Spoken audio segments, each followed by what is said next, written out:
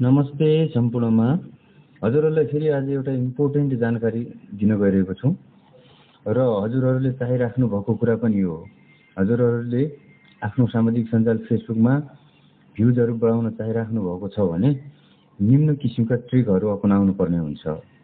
जस्तो कि भिडियो सुरुवातमा आकर्षक बनाउनु पर्छ। सुरुवातमा चाहिँ एकदमै आकर्षित हुनुपर्छ भिडियो चाहिँ हजुर है।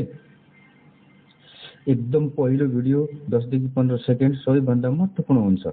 सुरुमै दर्शकलाई तान्ने खालको दृश्य वा संवाद राख्नुहोस् हजुर है, ताकि भिडियो हेर्ने चाहना बढोस्। अनि नियमित र निरन्तर पोस्ट गर्नुपर्छ हजुर है। दिनमा कम्तीमा पनि 2-3 वटा भिडियोहरू अपलोड गर्नुपर्छ, किनकि नियमितताले फेसबुकको एल्गोरिदमलाई सकारात्मक असर पार्छ। भिडियो धेरै मान्छे कहाँ पुग्छ हजुर है, त्यसैले नियमिततालाई विशेष ध्यान दिनुपर्ने हुन्छ हजुर हामीले है।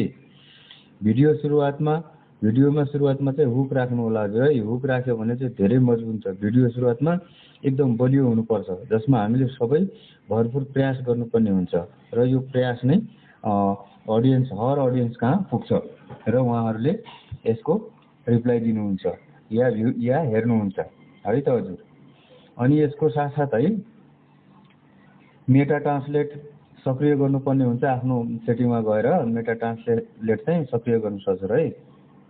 अनि भिडियो अपलोड गर्दा मेटा एआई सेटिङमा आउनुहोस्। अनि यसले हाम्रो भिडियो अन्य दर्शक समक्ष पनि पुग्न मद्दत गर्नेछ, अर्थात् मद्दत गर्छ हजुर है। यो चाहिँ अनिवार्य गर्नुहोला।